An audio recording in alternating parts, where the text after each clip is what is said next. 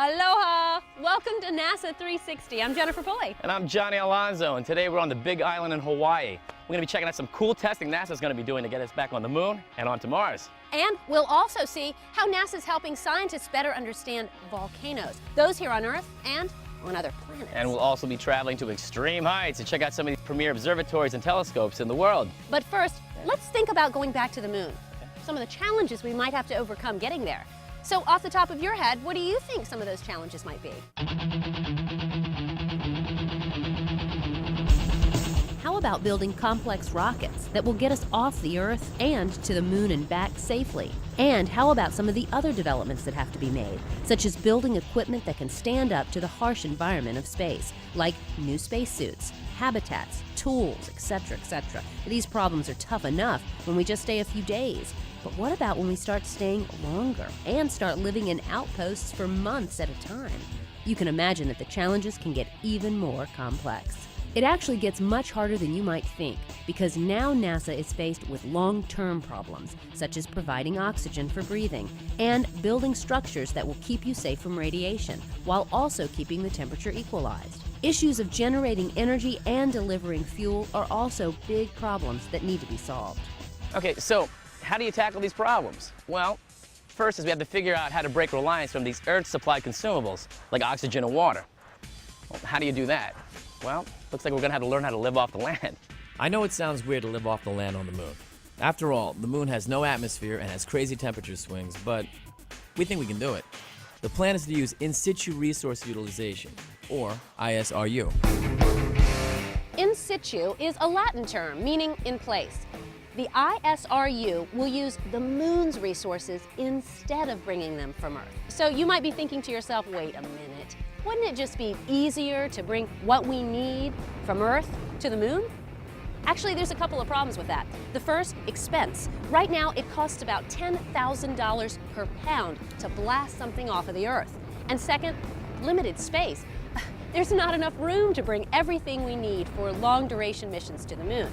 So, with financial and space constraints, the best alternative? Use what's around you on the moon. So how does NASA plan to live off the land of the moon? It's one of the reasons we're here in beautiful Hawaii. NASA is currently testing some really impressive and groundbreaking equipment high above the sunny beaches on a very remote and cold part of the island. About 75 miles east of Kona is a dormant volcano where NASA is testing equipment destined for the moon. So why Hawaii?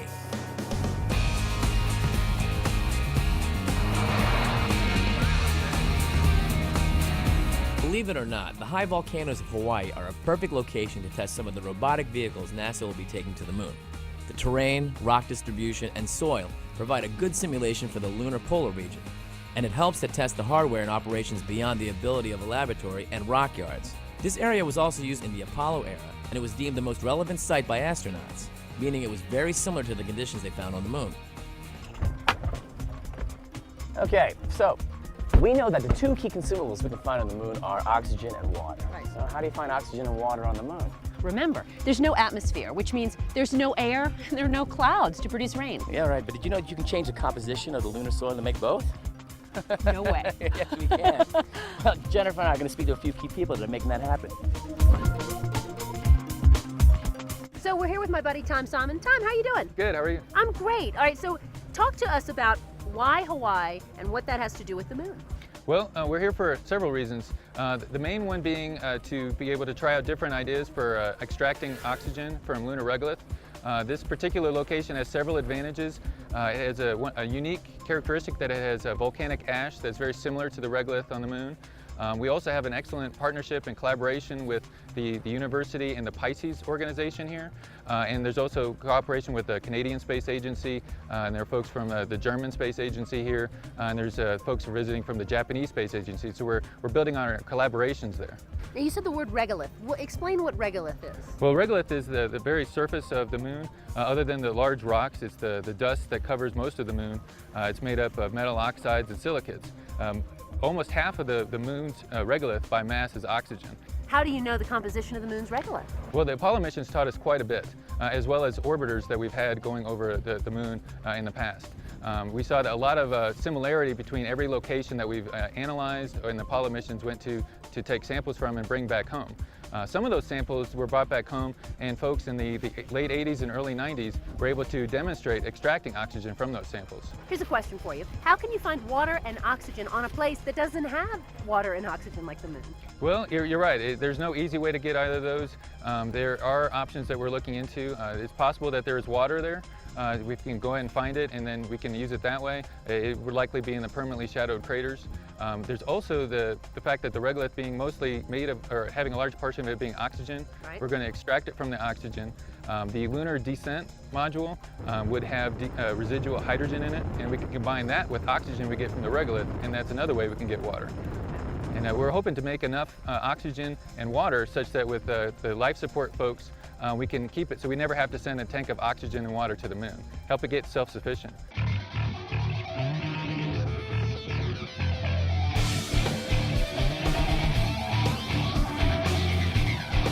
The hope is that these systems will be able to produce the oxygen needed to support the astronauts on the surface of the moon. Because we're still in the testing phase, NASA engineers are evaluating a couple of different design ideas, one called Roxygen and one called Pilot. Whichever design we end up using, the basic idea for how they work is this. Rovers will go out and excavate the regolith and bring it back to the processing plant. The regolith will then get dumped into the production system to begin a heating and chemical process that uses hydrogen to extract the oxygen from the regolith. The reaction produces water, which is then electrolyzed to recapture the hydrogen and release the desired product, oxygen, which is then stored for the astronauts to breathe. The hydrogen is returned to a storage tank to be reused for the next batch of regolith. The spent material will be taken away by the rovers. The whole process will only take about 3 to 4 hours to complete, with about 40 pounds of regolith being turned into between 4 and 8 pounds of oxygen. So day after day, these machines will be helping to make the moon's barren landscape livable. Another device that's being tested out here is called the Scarab. This rover is designed to help search out water on the moon. Johnny spoke with Professor David Wettergreen to find out why Scarab is being tested out here. So Scarab was designed around the 1 meter drill. So we started with the idea that on the moon we want to take samples and measure the abundance of resources there. So we need to carry this drill around. You can build a robot with a big arm that holds a drill, takes a big arm, a large robot.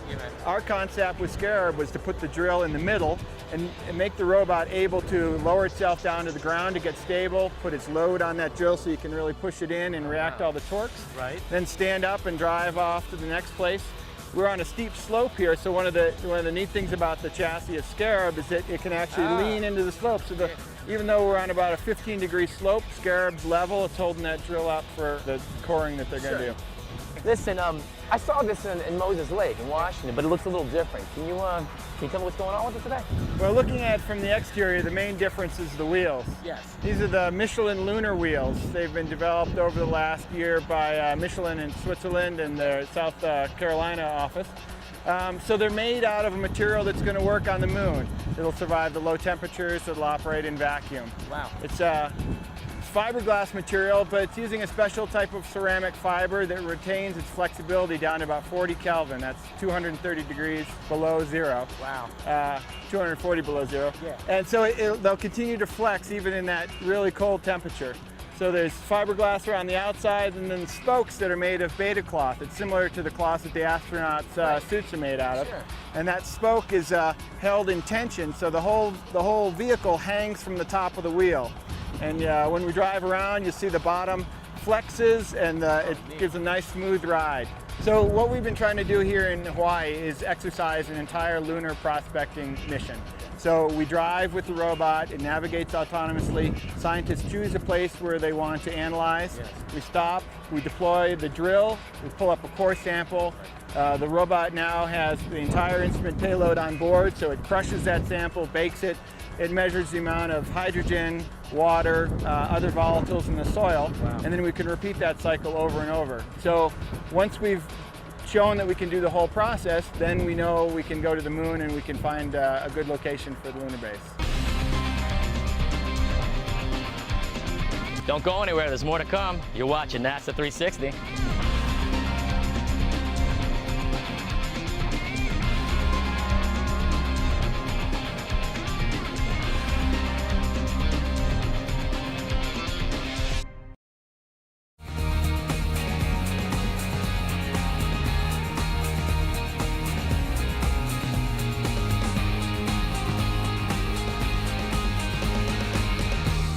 get this. We are on the highest island mountain in the whole world. It's called Mauna Kea, and in Hawaiian, that means White Mountain. That's right, Jennifer. And you know, this is no ordinary mountain to most Hawaiians. It's considered to be the temple of the Supreme Being, and even today it's still considered to be a very sacred place to Native Hawaiians, some of whom still come here to worship and study the heavens. Scientists from around the world also come here to study the heavens, and this mountain hosts the world's largest astronomical observatory, with telescopes operated by astronomers from 11 different countries. But before we head up to the summit to see those telescopes we were just talking about, our crew is acclimating here at the Onizuka Center. Now, this center was named after Ellison Onizuka. He was a former NASA astronaut. Right. He was also a Hawaiian native. Hawaiian native.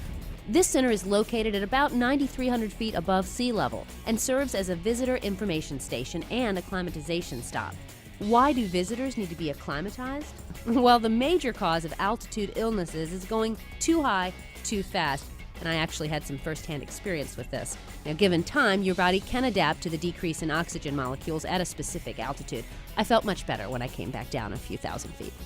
Now, we're going to stay here. About 30 minutes. Then we're going to head up another 4,400 feet to the top. It's going to be great. Our brains are going to be mush. We're going to show you what's going on up there. Let's go.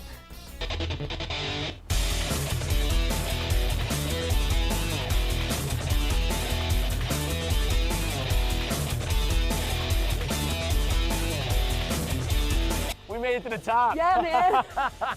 Currently, we're over 13,700 feet above sea level. Oh, it's cold up here. It sure is. And at this level, we are over 40% over our Earth's atmosphere, which makes it a little more difficult to talk. Breathe. And walk. So question, why do we have these astronomical observatories up here? Well, for starters, the atmosphere above the mountain is extremely dry because thick clouds below the summit keep the moist maritime air down low. This ensures a pure, dry, mostly cloudless atmosphere. So, Mauna Kea's proportion of clear nights is among the highest in the world. Another thing is its location. The observatories are in the middle of the ocean, high above any city lights, so the skies are extremely dark, allowing observations of the faintest galaxies that lie at the very edge of the observable universe. Currently, there are about 13 working telescopes here near the summit. 9 of them are for optical and infrared astronomy. 3 of them are for sub-millimeter wavelength astronomy, and 1 is for radio astronomy. These are some of the most important observatories in the world, with a combined light gathering power about 60 times greater than that of the Hubble Space Telescope. So you see, we've got a lot of different telescopes doing a lot of different things up here. One of the coolest, operated by NASA, called the IRTF, which stands for Infrared Telescope Facility.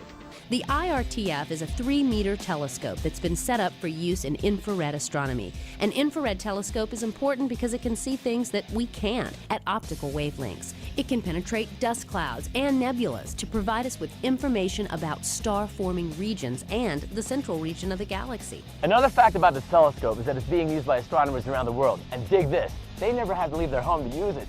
This telescope is fitted with a variety of electronic cameras and spectrographs, and has been set up so that it can be controlled from anywhere in the world through a high-speed internet connection. Astronomers from around the world can sit in their office and control the scope with the click of a mouse, while watching images being captured right on their computer monitor, just as they would if they were on the mountaintop. And with fewer visitors, nearby Hawaiian cultural sites and environmentally sensitive habitats are protected. Hang on tight, there's more to come from Hawaii. You're watching NASA 360.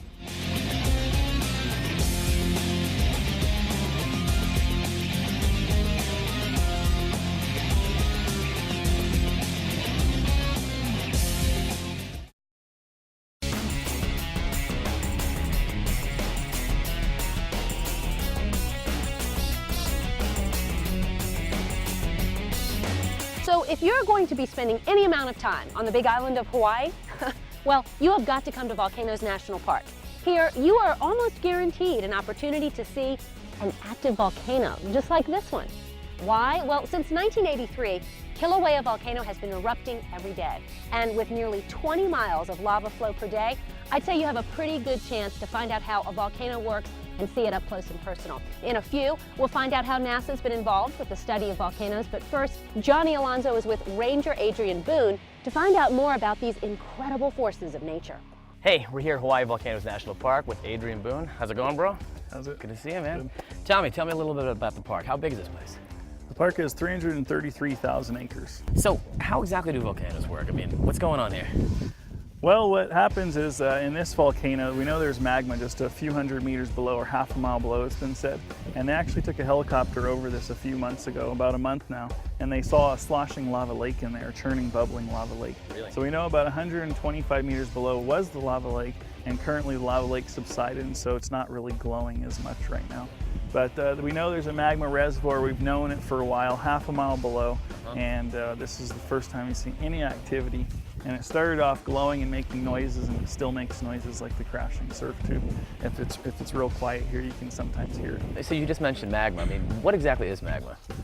Magma is what's below, and it's created by the heat plume and the core of the Earth having holes in the mantle, and the heat plume creating a magma reservoir, and then when it comes up to the surface, we call it lava. So magma's below, lava's at the top. Okay. Are there any misconceptions about volcanoes? Well, a lot of people feel that volcanoes are they're violent and explosive, whereas this volcano, we've had a few violent explosions historically, but it's been a while. 1924 was the last big one. So a common misconception is that the volcano, the whole top's gonna blow, and there's gonna be lava everywhere, and things like that. So in this volcano, Kilauea, it's a little less violent, and you can sometimes get close to the lava to see it up close and personal. No, Adrian, thank you so much, bro. One of the big differences between a Hawaiian volcano like Kilauea or Mount St. Helens in Washington State or Pompeii's Mount Vesuvius in Italy is that they don't erupt the same way. The magma of volcanoes like St. Helens is more viscous, meaning that its consistency is thicker, so the gas cannot escape as easily as it does from Kilauea, resulting in explosive eruptions. Let me give you an example. Since the start of the current Kilauea eruption back in '83, more than 1,400 million cubic meters of lava have been erupted. When Mount St. Helens erupted, it was over 10 times greater than the current Kilauea eruption because the pressure inside it was greater. But not all volcanoes here are still erupting. There are 5 volcanoes on the Big Island, each at different stages of life. Kohala, the oldest volcano on this island, is considered extinct because the last time it erupted was about 60,000 years ago. Mauna Kea, where all the observatories are located, is considered dormant because it last erupted 3,600 years ago. The 3 remaining volcanoes are considered active, each having erupted within the last 200 years.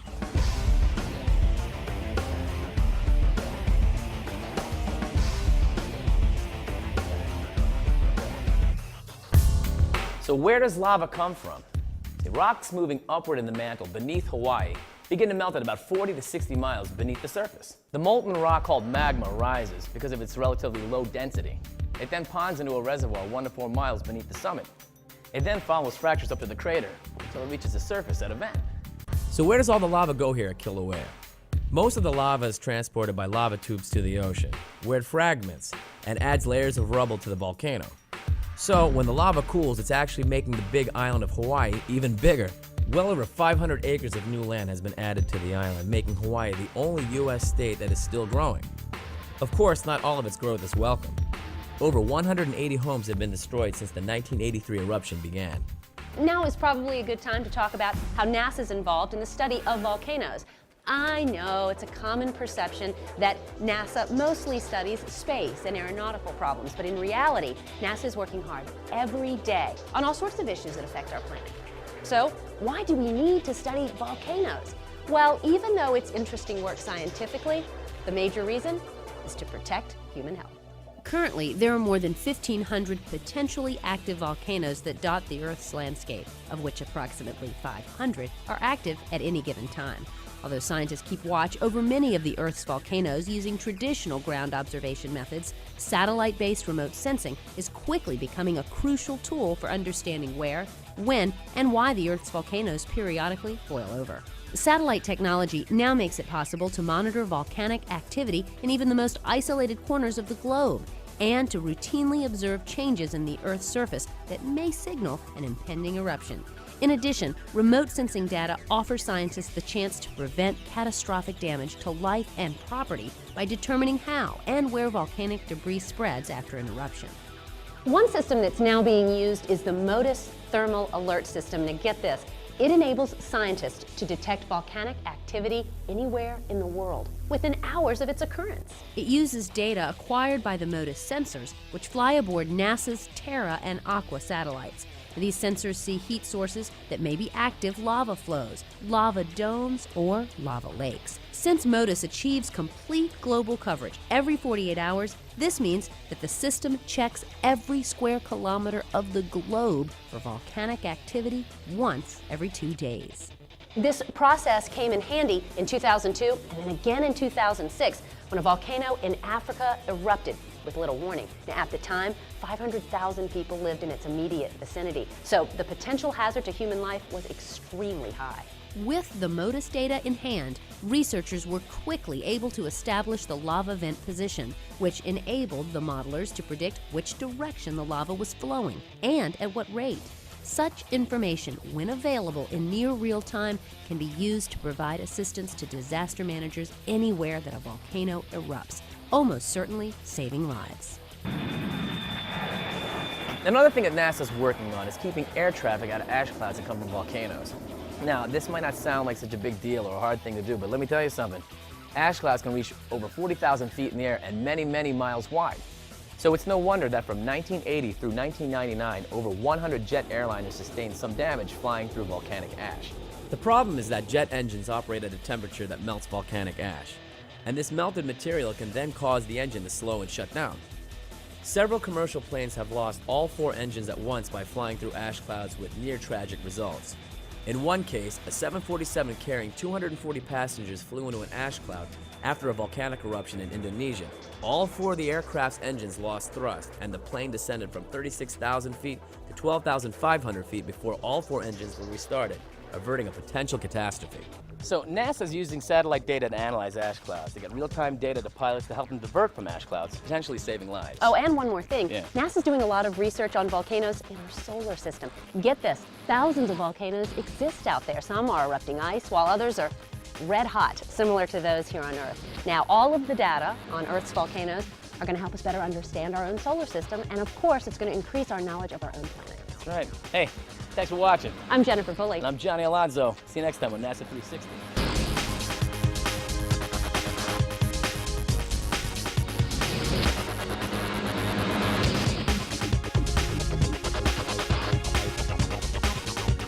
So how do you do that? Well, looks like we're gonna have to, sorry. So Tom, what is left in the regulator? No. What is it called? And environmentally sensitive habitats are protected. Hang on tight. More, yeah. And with fewer visitors and nearby Hawaiian cultural sites, isn't that right? And with fewer visitors and and with fewer visitors.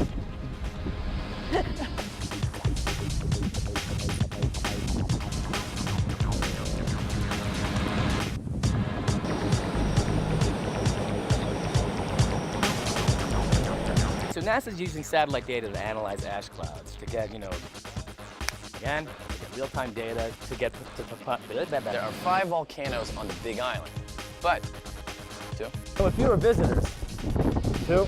It's his brain at 9,000 feet. All right, we got it. Hi, you're watching NASA 360. This is awesome.